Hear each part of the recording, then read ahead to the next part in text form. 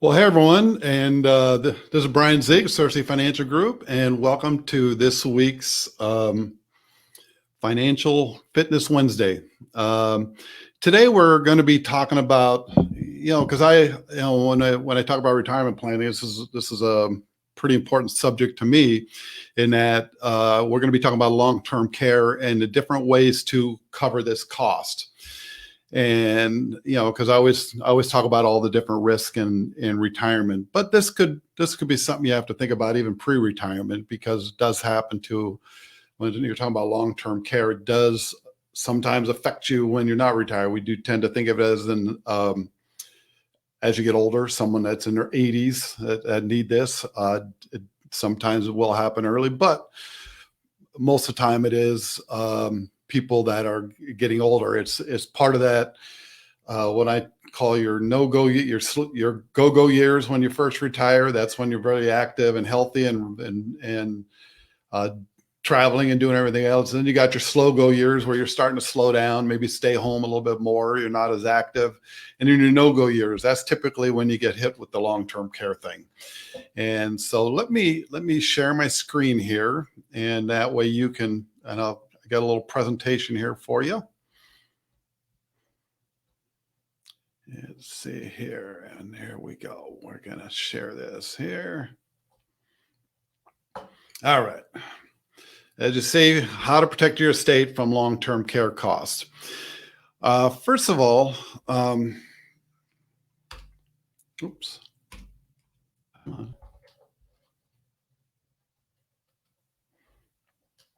Oops.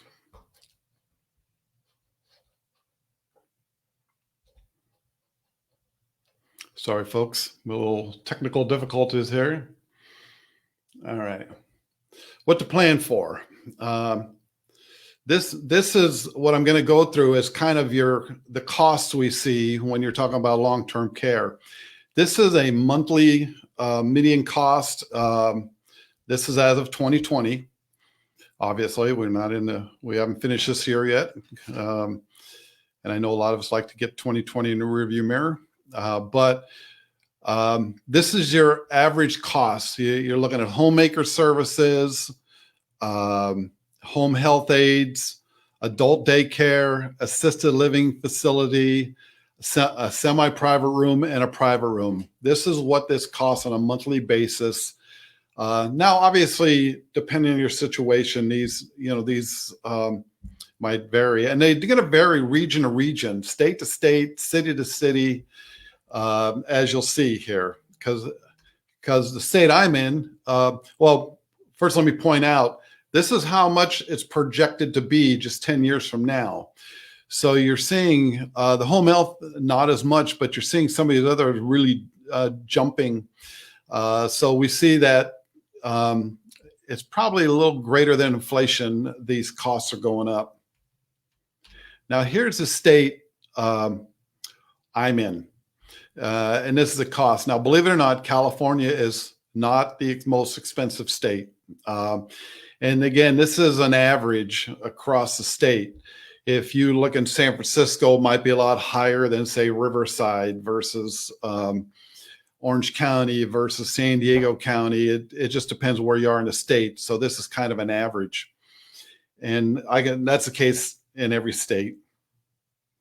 So this is California. Now, let's take a look at if you're Arizona, for instance. You see Arizona's a little bit cheaper in California, especially in the nursing facility. And nursing facilities. And let me say this when I talk to people with long-term care, one of the questions I ask immediately is, where do you want to get your care? Because I can, because there's a lot of services to help you. But one thing I do know, almost everybody says they want to get their care in home. Now, sometimes you get to a point where you just can't do it, or you can't hire those caregivers, or you don't have good caregivers, or your family just can't be a supervisor. It just really depends on the situation. Now, there are some really nice facilities because some people go into what's called a continuous care type of thing, where you may retire and then if you need a little care, and then go into the great deal of care. Now, like if you're an Alzheimer's type situation, that gets much more intensive and could be more expensive. It could go a long time too. But anyway, these are your costs in Arizona. Now moving forward, this is Minnesota. Now look at the difference between Minnesota and Arizona. Minnesota is more in line with California, I'd say.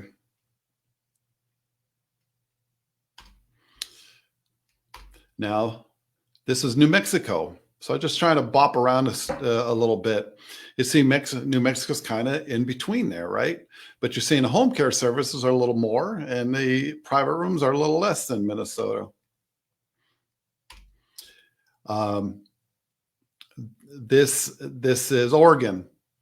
And you see Oregon significantly higher than New Mexico. Now, the one that I find rather interesting, Florida, which probably has more seniors than anybody, and they're kind of median. They're not the highest, they're not the lowest. But this is Alaska.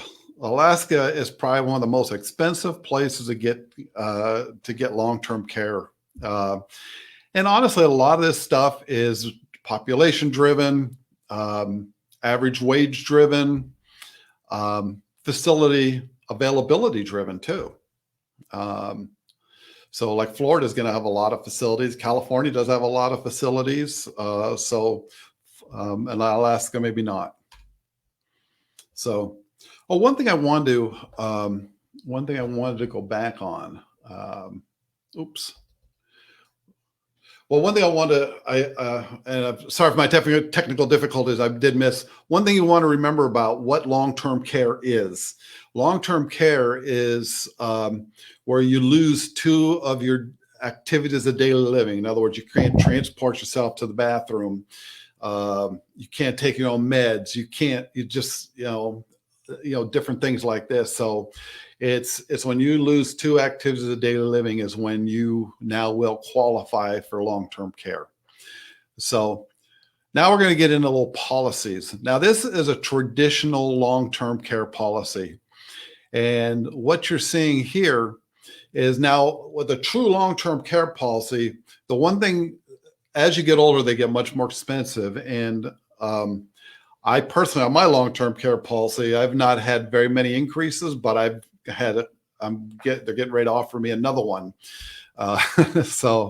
And even though mine's a partnership policy of the state of California, and it's really slowed down as much as as far as rate increases, I've been now getting them. And I bought my policy quite a while ago. So that's the other thing you have to worry about is rate increases when you're on a continuous pay type policy, because they do have the right to, with a lot of these policies, increase the rates. So you're seeing with this policy, if you can see on the screen there, that the policy for this limit is $216,000. And you see it as a cash benefit, as a nursing home care. Basically, you're talking about, and it also has home care. And you're basically talking about $6,000 a month. And, what has a buy-up option, it has inflation. And there's all kinds of different ways of designing these things. And you're seeing that the annual cost of this policy, and this is for a 59-year-old. So a 59-year-old female. This is something we just recently quote for somebody. And you're seeing that the annual premium for this is $4,300. Now, this is a very healthy, still relatively young female. So if I was to quote this for a 69-year-old, it would be much, much more. And a male, it would be that much more. We do tend to cost more, even with life insurance. So now the other thing in looking at this, you're seeing that it's $6,000 per month, right? So what that actually means is that is a maximum you can draw. But by drawing that, if you were to draw $6,000 per month, this policy would last you 3 years. Now, let me say this, if you only draw $3,000 a month, this policy would last you 6 years. So think of it in more of a terms of a bucket with a maximum payout every month. And obviously you can pay in different ways. And you see, like I said, the annual premium is 43. But again, one of the things people don't like about these, and they hesitate, first of all, if they look at it real late, they kind of cringe at the cost sometimes. The other thing is you don't know if you're ever actually going to use it. I know we know there's a great chance that you're going to need, there's like a 70% chance you're going to need care. And yeah, well, with a couple it's 70%, with an individual is about 50%, roughly, that you're going to need some sort of care, long-term care. And so again, there's also 50 to 30% chance you may not need care. And that's and people tend to not believe they're going to need this. That's another problem unless you've experienced it. So do know that about that. It's not like you're restricted to 3 years. And some of these, they have, as you see, this one has a certain amount of cash benefits. Some policies are all cash. Most policies are reimbursement. In other words, you submit receipts and they pay you. So there's all kinds of, there's again, different ways, and that makes the cost vary, because again, you can truly design this and you can reduce benefits later on as well too. So this is your traditional long-term care policy. You just pay it. Like my policy, for instance, if I was to need care, it would stop the premium. That's the good news. The bad news, I would be needing care. But the good news is I'm going to get it paid for. I have a policy that I bought, oh my gosh, I'm going to say probably 15 years ago. I'm in a fix like a lot of people, do I keep this thing if they keep raising the rates, and how much are they going to raise the rates? So it's a tough one. Now we're going to talk about hybrid options. When I'm talking about hybrid options, I'm talking about these are options. Well, let's get into it here.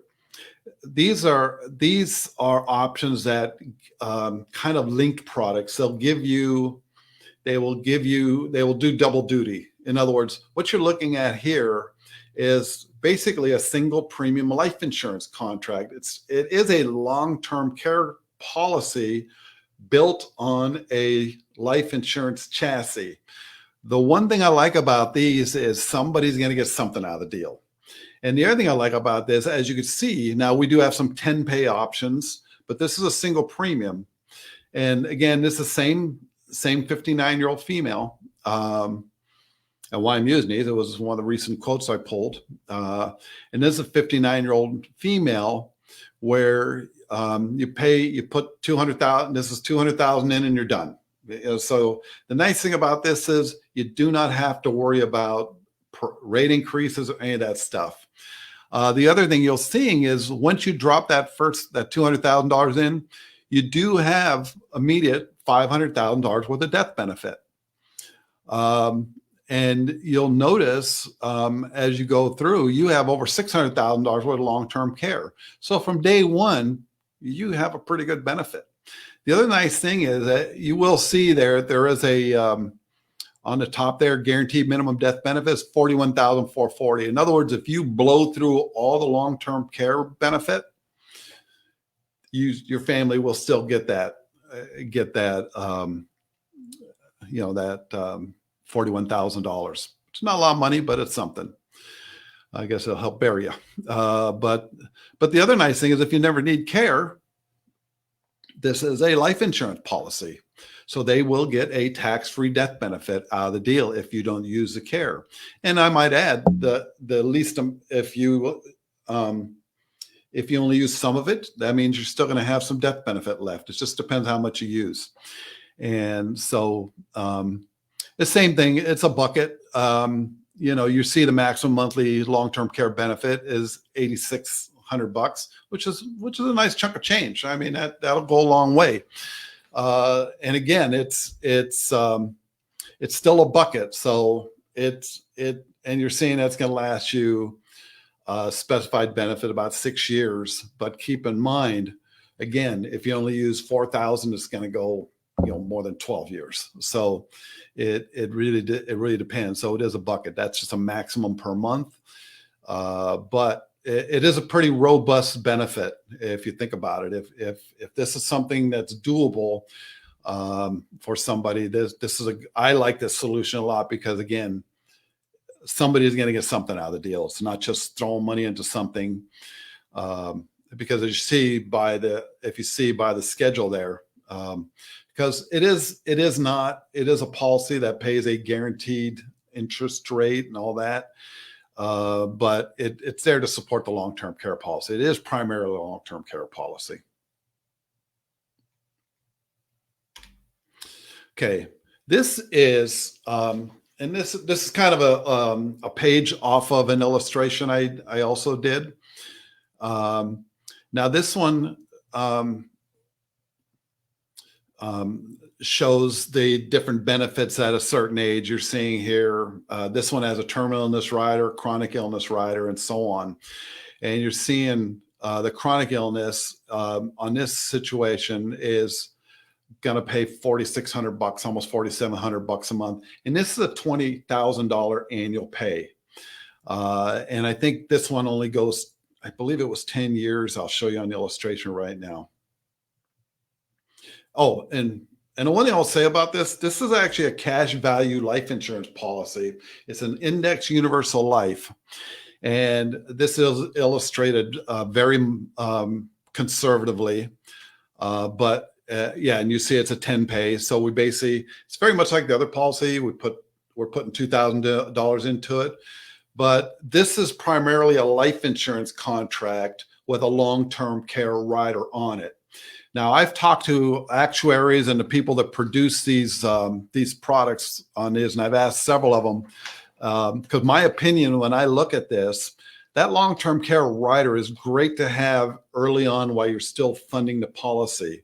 But once this policy gets past 10, 12 years, and there is a cost if you never use a rider, there's no cost to it. It's just, they just tack it on for free. If you use a rider, it does, and that varies from policy to policy, it does trigger a small cost. It's not humongous, but there is a small cost to the rider if you do trigger it.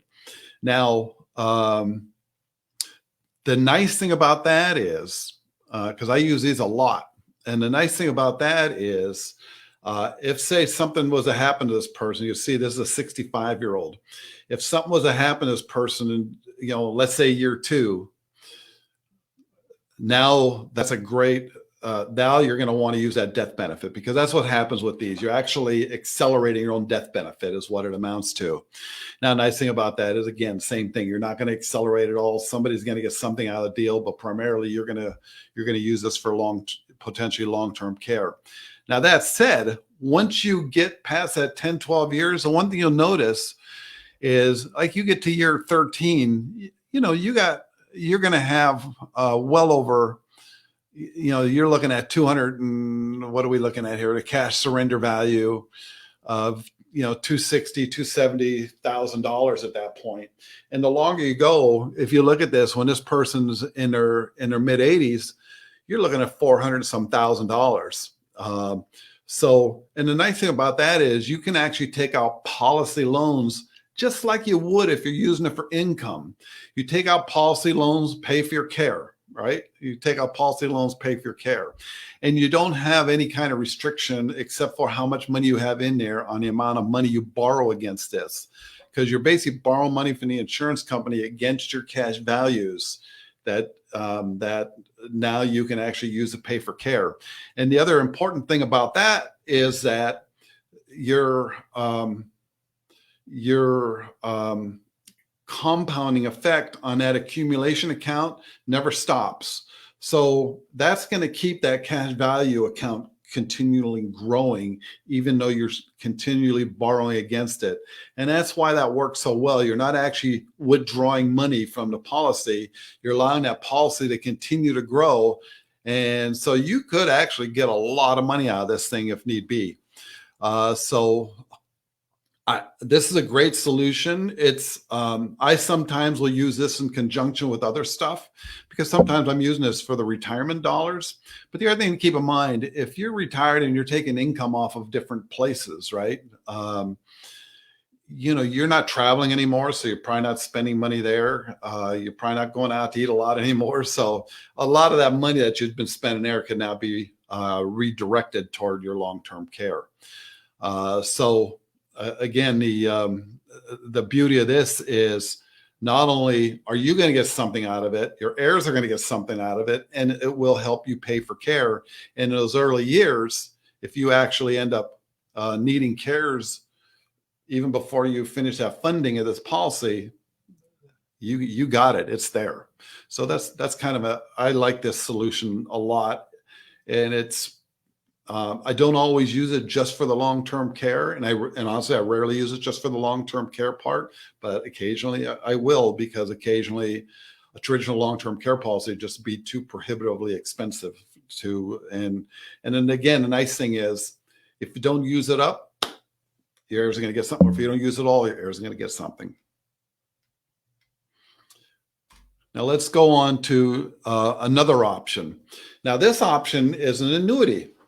Now this is an annuity I like to use a lot just for income, but it does have a long-term care rider on it. And I've actually used this where we kind of park it on the side and use it for downstream, because what happens with this, now this being an increasing income, you're seeing that every time you get a positive return, your income will go up. So you're seeing there, for instance, if you look at that where you're making that 24,000 is about the fourth year down, 24,367, and you get a 10% return, you're going to go up to 26,000. Now the other nice thing about that is, let's say you need care at that point. What they will do is they'll double that benefit, so that income. So if you're getting 26,000 when you need care, that's going to go up to over $52,000, right? Now, once your cash value is gone from the policy, what happens is you go back to whatever you would have received. Example, let's say you used up all your policy and you're seeing that you're at that age 87. What'll happen is your income will revert back to that 30,044. But even when that income's doubled, you still get those same increases. So that's the other nice thing, because your costs could go up in the care center, so your payout will be going up as well, because inflation happens. Even when they're telling us there's no inflation, there's inflation for a lot of things. This I look at this as a really nice supplemental fix. I don't think it's a total. In other words, I'm not necessarily going to use this for just your long-term care. But again, the other nice thing about it is it does double duty. It's there if you need it, but it will pay you a nice income. And that's the other nice thing about the annuity in general. It's going to pay you forever, no matter how long you live. Because if you're still in a care facility, at 105, it's still going to continue to kick in money. So it's a great solution for a lot of things. And if you put it together with some of these other vehicles I'm showing you, you really got a fix here. Now, the third option is one I use every now and then as well. Again, this is and that's reverse mortgages. Now, not everyone, like if your house is, it depends how much equity in your house and all that kind of stuff, how old you are, but you can get a reverse mortgage at age 62 and any time thereafter, and as long as you have equity in your house. Now, let me show you a quote I pulled for somebody, and they're actually going forward with this. This is somebody who's 69 years old. Actually, this person is a great example of how I layered different products on, because this person not only will have this reverse, this person also has a cash value life insurance with a long-term care rider, has 2 annuities running that have long-term care riders. So we really don't need a policy, because once he gets with this in place, and with the long-term care riders, the cash value life insurance, the annuities with the double, he's pretty well covered. And I might argue this alone could actually handle it, depending on how much he uses this money. And I don't expect him to use a lot. And this is one of the nice fixes, because when you, with this, because his house is worth about, you're seeing on there about $805,000. So you can get roughly 40% at this age, 40 some percent of the equity in your house. So he got an initial line of credit of $399,000. Well, that immediately is a good amount of long-term care coverage. And this also grows as on a reverse mortgage equity line. This will actually grow based on the interest rate of the equity line. A higher interest rate, faster growth, that sort of thing. And we'll have reverse mortgage discussions later on this event on a Financial Wellness Wednesday down the line, and we'll dig into this a little bit more. But you're seeing at 84, assuming he takes no money from this,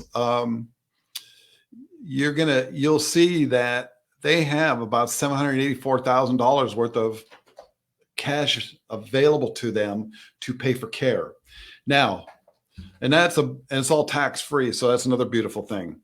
And you can use this money for anything, but it can definitely be used for care. Now, with one caveat, with a reverse mortgage, you have to be in the home at least half the time.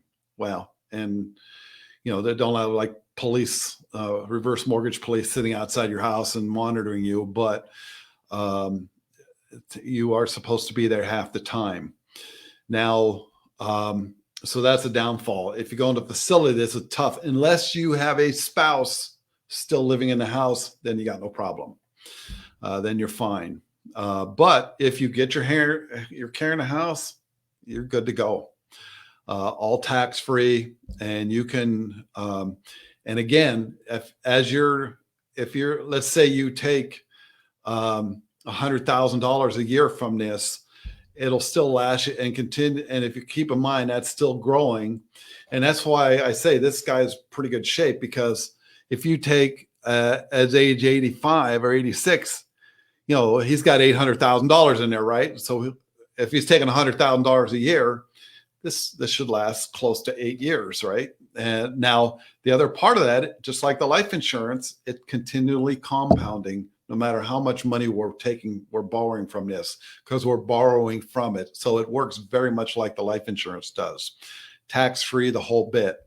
And the other nice thing is, as you see, the property value, if you apply appreciation rate, say he tapped it out, and let's say he used it all and passed away, the house would probably be worth about $1.6 million. So the heirs are still going to end up with a nice chunk of change out of the house. So I think this is a pretty good solution. It's not for everybody. But as far as a planning solution, I think this can, if you put enough of these solutions together that do double duty, you can actually solve this problem.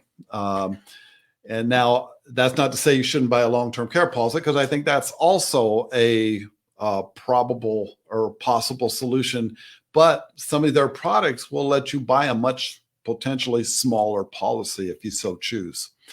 For instance, you could do the single premium, do maybe 50, 100,000 instead of 200,000 kind of thing, if all that makes sense. So that's the reverse mortgage. So there are some different ways to definitely cover this issue.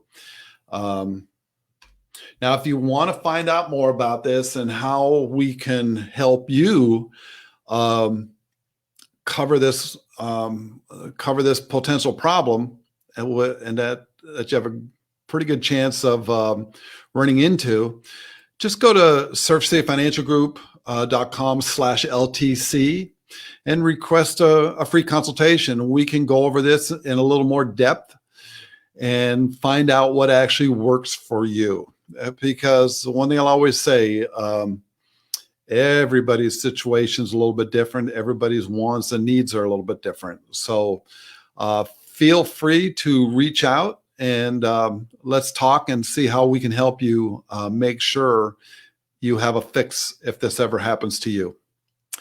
Thank you very much. And we look forward to seeing you on our next Financial Wellness Wednesday in a couple of weeks. Thank you. Bye-bye. Oh, if there's any questions at all before I sign off.